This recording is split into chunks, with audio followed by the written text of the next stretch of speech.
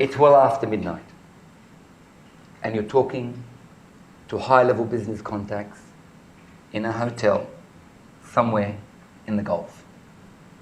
As the 10th cup of tea is poured, the serious discussion begins. Why, your host asks, don't you Australians put more effort into making better business contacts in my country? Aren't you in the game? Look at those Americans, Canadians and British. They're here all the time. It's not really hard. You just have to try. As you look at him, there's only one thing going through your mind. For an Arab to be so direct, even after 4 hours of polite conversation and 10 cups of tea, there must be a lot of frustration.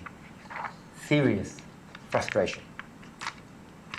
Quoting the former United Kingdom Treasurer and then Prime Minister, the Right Honourable Gordon Brown, from a speech he gave last year, there is an enormous amount of untapped wealth in the richer parts of the region, particularly Gulf sovereign wealth funds that could be easily accessed if the right structures were in place.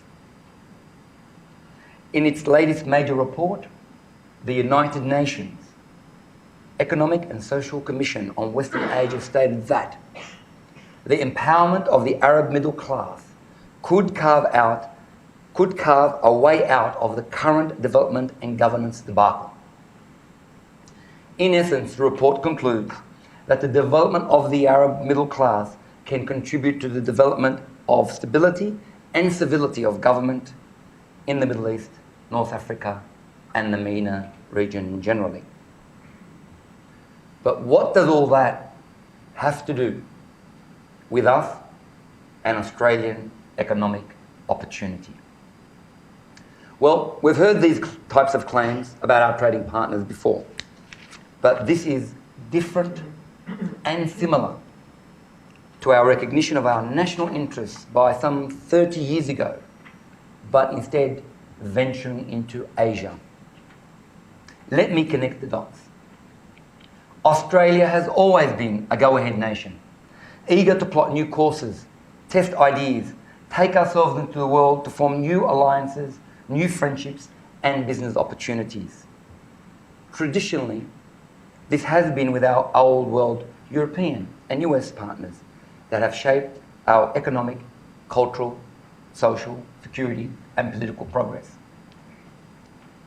Over the past 2 decades, however, we have capitalised on post-European focus with establishing regional investment into China and Southeast Asia, who have a huge appetite fueled by a growing middle class. However, there is another potential partner in the Middle East and the North African region, otherwise known as the MENA region, and I'll refer to those two interchangeably. The MENA region has similar characteristics, which we as a nation are in real danger of overlooking to our economic detriment. Looking past the stereotypes of the region, we find a large middle class, strong urbanisation, and governments willing to modernise their societies. For example, trade with the Gulf alone already exceeds trade with the United Kingdom. And Australia is well positioned to capitalise further on this. We can increase our trade with the MENA region by tenfold, by going north into Asia and then left and turning left, maybe at Hong Kong, maybe in Jakarta, maybe in KL, but turning left to the Middle East. And I'm here today to get the ball rolling in this discussion. I want to start a conversation at the highest levels of Australian political, economic, and cultural decision-making about the importance of striving harder for closer relations between Australia and the Arab world.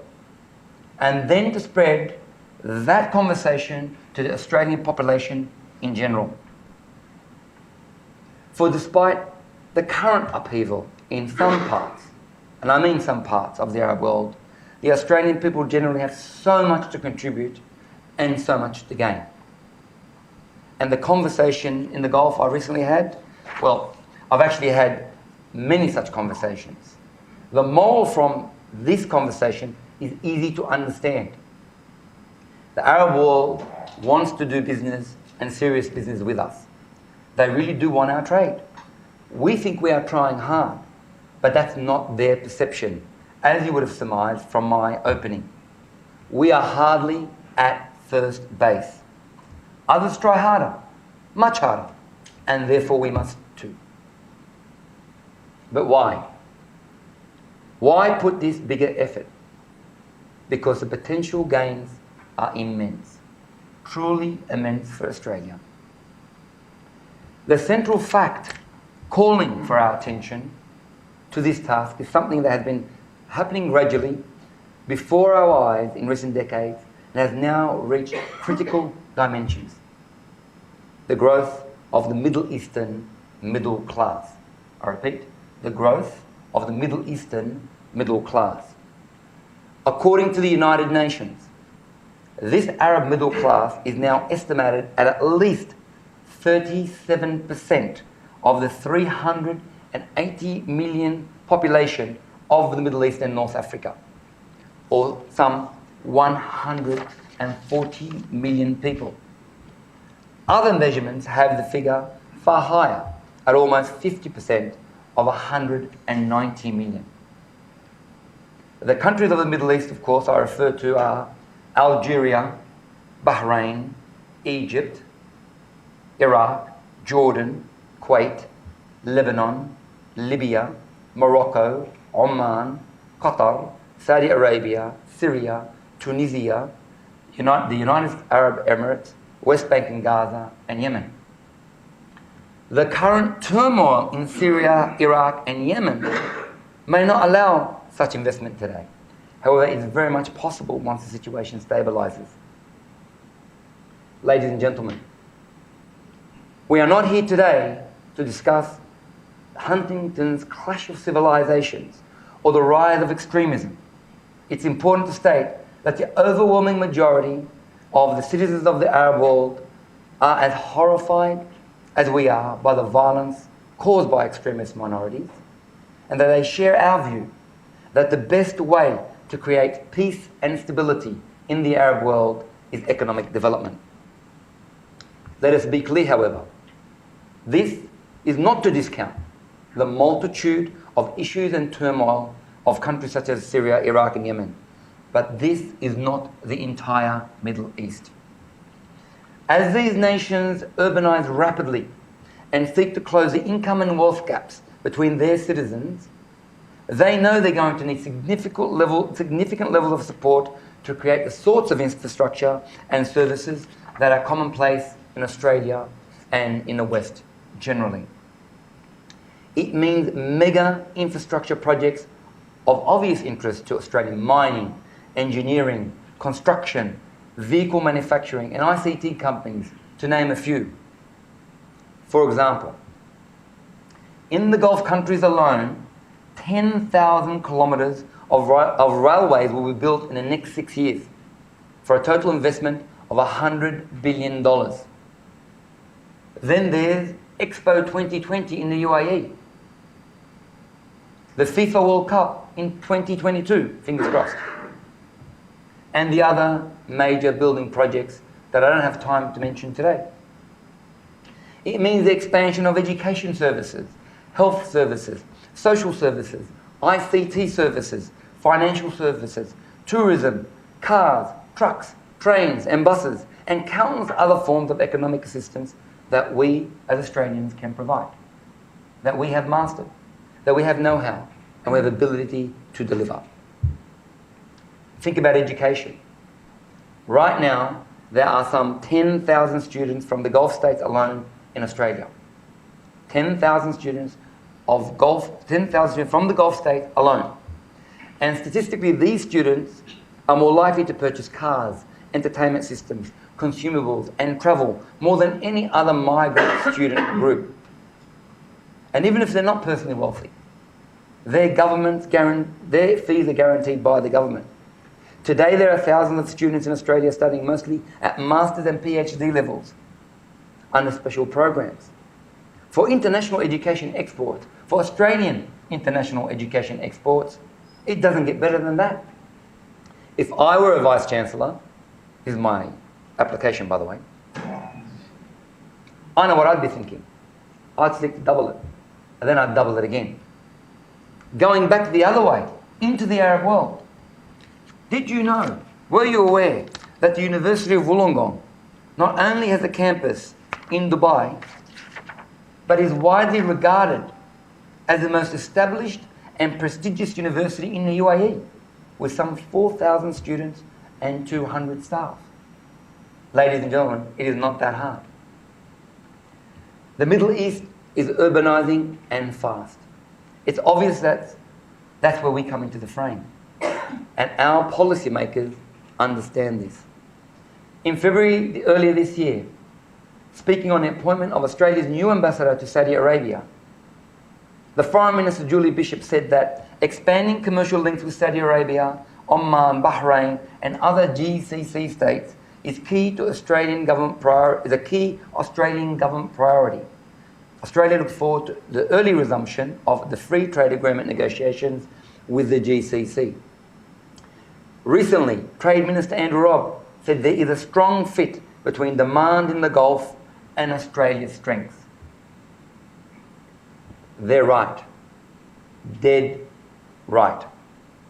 And the same applies to other Middle Eastern and North African nations. Put bluntly, here is a massive opportunity for Australia, an unmissable opportunity. But here's the point. We're going to miss it if we don't switch our attention to it urgently and go after that opportunity with the necessary scale and enthusiasm. Here's what I think our long-term goal should be. To take the scale of our trade with the Middle East and add a zero to it. I repeat, to take the scale of our trade with the Middle East and add a zero to it. It can be done because we've done it before. Think about it. He is part of the planet turning the corner, building an affluent middle class, lifting its mostly rural working class out of extreme need, improving social conditions, and trying to narrow gaps in the living standards between the rich and the poor. We could be talking about what happened in Japan in the 1950s and 60s. Indonesia since the 1970s and 80s. China since the 1990s and India in the last decade. And Australia was part of it and benefited enormously from all of it. At every stage, our leaders since Menzies made the correct call. Go north. But it wasn't easy. It's very easy to say, go north. Now, it's actually quite unremarkable. But to go north at that time, or to think about going north, we had to get over a lot of prejudices and negative stereotypes that dominated the way we thought about Asia for generations. It's not that long ago, ladies and gentlemen, that if we subjected even well-educated, perhaps well-travelled Australians to the ink blot test of using a map of China, India or Indonesia, the responses you might expect to receive are corruption, bribery, disease and poverty. We do that test today, you get Asian middle class and some stuff about cattle now and again. The transformation and the way we as Australians collectively think about this did not happen by accident. I repeat, it did not happen by accident. In just one generation, through purposeful leadership from all parties, we have managed to revolutionise popular attitudes so that Australians from all walks of life now see Asia not as a threat, but as an economic opportunity. Asia is no longer about the domino principle, but about the development principle. Asia is no longer about the domino principle, but the development principle. It is widely held to be a place for our iron ore, our coal, our financial services, education, health and food exports. It is a market that has helped transform our economy and give us a minor economic miracle. Actually, I withdraw that. Major economic miracle. 25 years of solid, just under 25 years of solid economic growth. Having succeeded in that, we need, as a matter of some urgency, to start changing popular attitudes towards the countries of the Middle East and North Africa. When people see maps of that region, we need them to see not the reflections of deeply ingrained prejudices about the Middle East, but rather places of economic opportunities for us. I guess the Americans, the Canadians, and the British have mastered that. We seem not to have done that at all. In its latest major report, the United Nations Economic and Social Commission for Western Asia stated that the destabilization currently overtaking parts of the region ultimately has its roots in the failure of the Middle Eastern nations to satisfy the legitimate economic aspirations of the emerging middle class. It said, and I quote, "The empowerment of the Arab middle class could carve a way out of the current development and governance debacle. Only an empowered middle class, the backbone of progress, democracy and prosperity, can challenge these destructive forces and broaden the horizons of Arab aspirations." It is on this, the Middle Eastern middle class, alongside the authorities controlling the sovereign wealth funds, that our efforts as Australians must be focused. By supporting the progress of people from economic precariousness to economic security, we will cut the ground from under the radicals while benefiting ourselves too, just as we did in Asia. So, my central message today is that we need our people to understand that Australia's future doesn't just lie north in Asia, but in a triangle that stretches to the top of the African continent. It's a go north, turn left message, kind of a triangle. I was always bad at geometry. We need equally visionary leaders to tell us to go north and then turn left. If our leaders in Australia, of all views and all persuasions and from all sectors, are looking for a big economic project to snap us out of economic negativity and reform conundrum, here it is. To use the terminology of the foreign policy establishment, having successfully explored many opportunities in Asia, we need to pivot. Remember that word, Barack Obama's? Pivot, not to Asia, we're already in Asia. Pivot to the Arab world and to the Gulf in particular, and explore those additional opportunities. We need to nurture that strategic space. We need to nurture that strategic space. And we need to start now. We have a strong basis to start. Let me give it in 3 points. First of all, think of our history and the ties they bring us. After successive waves of Middle Eastern migration, starting during the gold rush that brought the ancestors of the former Victorian Premier Steve Bracks and the former New South Wales Governor Marie Bashir, here to Australia, there are now around 500,000 Australians who identify themselves as having an Arab background. Successive waves include and brought to this nation the Maloufs, the Josephs, the Nassers, the Fahours, the Shahins and the Sultans, just to mention a few. The last census found that 250,000 Australians were born in an Arab country, and a further 250,000 have 2 Arabic-speaking parents. With these people marrying and having children of their own in a very short space of time, there could easily be up to 2 million Australians with at least some Arab identity. 2 million Australians. It's no wonder, therefore, that country-to-country business links are being made and the rate of connections is quickening. Let me give you some examples. Right now, there are 400 Australian companies operating in the Middle East right now. There are some 300,000 Australians living and working there, many of them in very high income jobs. Engineers working on infrastructure projects, accountants and bankers working in finance, doctors and nurses working in elite hospitals, academics teaching in the many universities springing out of the desert. Probably all of us here know someone who has lived or is living in Qatar or the UAE or Riyadh or Kuwait before returning home with the cash they've made to buy a home and start a family. The second reason for optimism is the fact we've got such a firm base on which to build stronger trade relations. Presently, Australia's trade with the Gulf states alone, plus Morocco, and by this I mean predominantly the Kingdom of Saudi Arabia, the UAE, Oman, Qatar, Kuwait, Bahrain and Morocco, is worth $12.3 billion. $12.3 billion. I suspect that this is a surplus in our favour, in Australia's favour. That exceeds trade with the United Kingdom, our forefathers, which is just $10.1 billion. And I suspect that this is in deficit to Australia. I say we buy more stuff than they buy of us.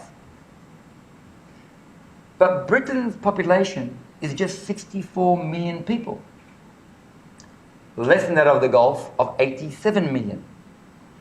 Less than that of Egypt of about 70 million. And 1/6 of the Middle East and North African nation as a whole, which stands at just above 381 million. The potential for trade with the Middle East to grow and to dwarf trade with the United Kingdom is massive. Absolutely massive. And progress is indeed being made. Recently surveyed Australian exporters rate the Middle East as the most prominent up-and-coming market for themselves. As a result, orders in the region are expected to rise by 52% in 2015. So I want to talk about outlook. This is the equivalent of derivatives for stock traders. What we think is likely to happen. 52% believe orders will increase. That is a massive number. But we can't think that this is good enough, because it isn't. We have to believe and we have to understand that this is just the beginning. Ministers Bishop and Ministers Robb have become notable visitors to the region in recent times, making quite a splash. I'm sure the ambassadors will agree. And Australia is, of course, doing a sterling job, but they can't do it alone. Breaking open the Middle East requires the same national economic effort as breaking into Asia did some 30 years ago or more. It requires a change in our psyche, our Australian psyche, especially a change in our national attitudes towards the Arab world. And it needs to happen right about now. The third reason for my optimism is that the fit between our trade interests between the Arab world and Australia are so tight and so aligned. I've already mentioned the services, mining, construction, but what about other sectors? Today, in today's paper, just in case you thought I was some pontificating businessman with an academic bent, I want to provide you with some evidence that has appeared in the newspaper today. And if it appeared in the newspaper today, it must be true, right? So, in today's Australian Financial Review and Sydney Morning Herald, the mistitled article says, Iran deal opens door to avalanche of trade for Western firms. Now, that's just a hook to actually get it on into the media, because the article says nothing about Iran. I'm going to quote two parts of it. This is about Sunrise, Australia's largest rice producer and seller, and their CEO. Sunrise's sales to the Middle East have already surged 41% to 141 million in the past 12 months, and Chief Executive Rob Gordon expects more growth to come as sales extend to Saudi Arabia, Jordan, and even strife-torn Syria. They have to eat too. The branded rice market across the Middle East in 2012 was worth $4 billion. And in 2017, we anticipate it will be worth more than $8 billion.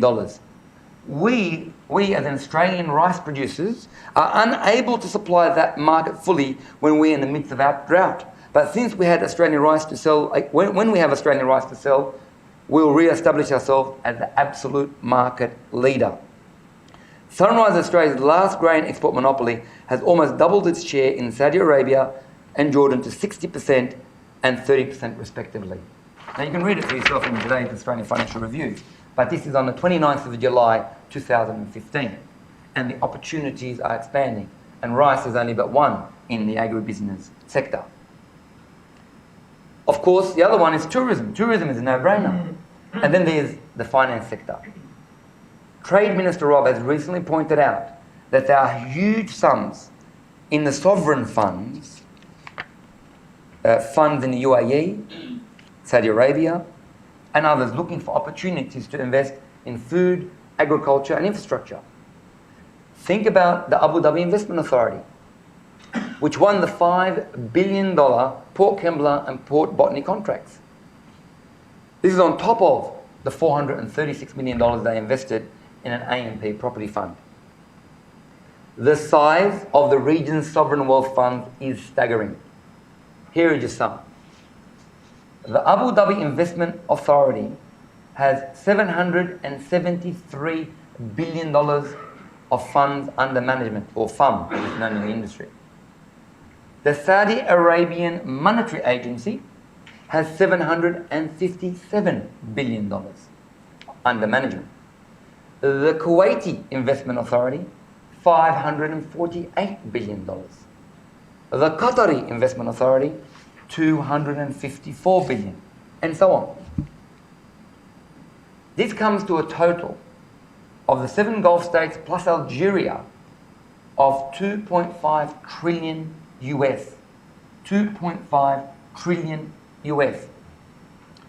To put this into perspective, if those numbers haven't bamboozled you, at last report, our sovereign fund, the Australian Future Fund, was worth $109 billion.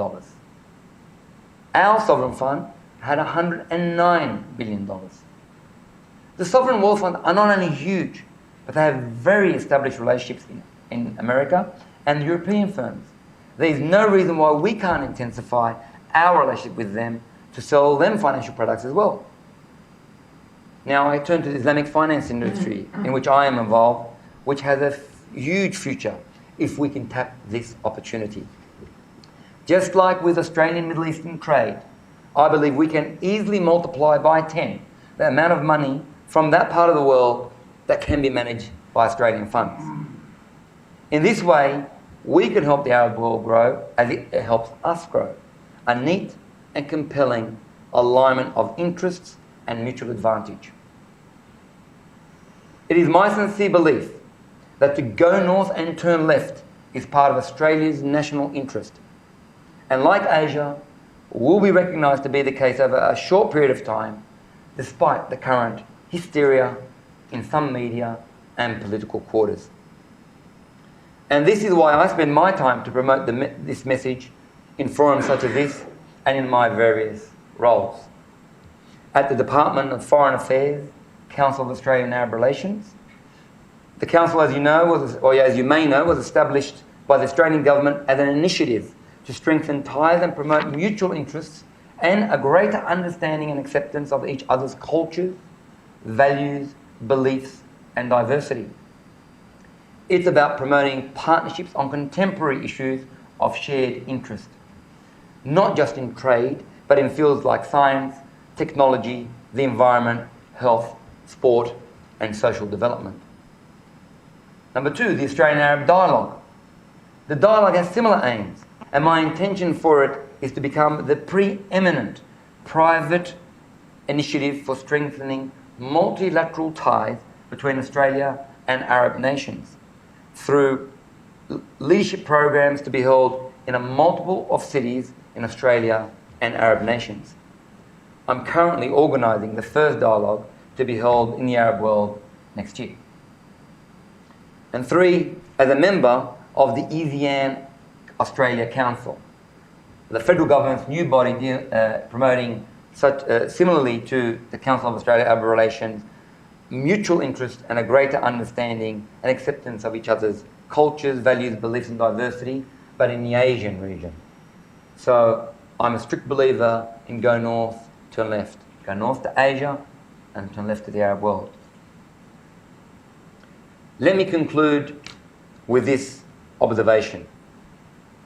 One that will be commonplace to those of you who, like me, shuttle back and forth to Asia and the Middle East and North Africa on a regular basis. Despite